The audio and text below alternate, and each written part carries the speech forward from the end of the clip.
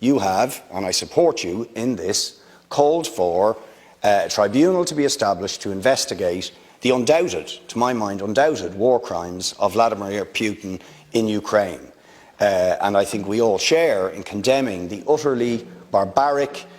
murderous invasion by Russia of Ukraine, and support the people of Ukraine in their struggle for self-determination. But I really have to say, on the week when it is the International Day of Solidarity with the people of Palestine, for you not to simultaneously call for an investigation into the ongoing war crimes and crimes against humanity being committed by the apartheid state of Israel against the Palestinian people, I really have to wonder about the consistency of the ethics of EU foreign policy. It is utterly, utterly unconscionable that we can say, on the one hand, we must investigate the war crimes and atrocities of Vladimir Putin and remain silent, as you did when you spoke in June in Israel beside the Israeli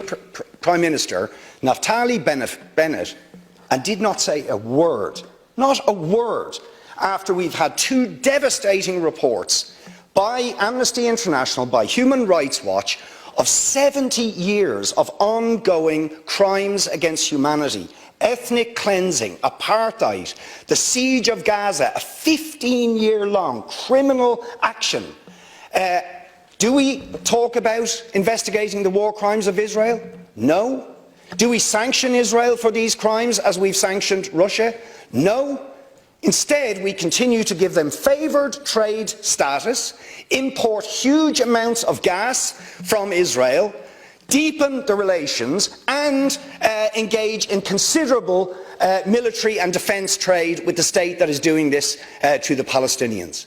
I also find it remarkable when we say we must break our dependency on Russian fossil fuels and oil, that at the very same time we increase our imports of Saudi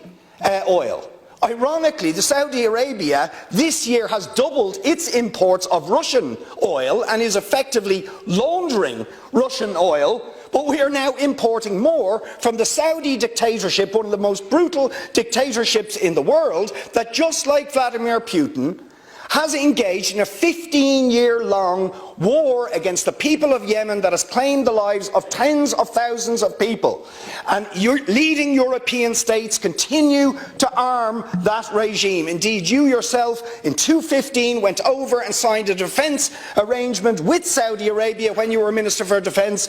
in Germany. If we are going to condemn, as we must, the war crimes of Putin, we must simultaneously condemn all war crimes, all crimes against humanity, even when they are committed by people that the European Union perceives as allies like Israel or Saudi Arabia, or those that arm and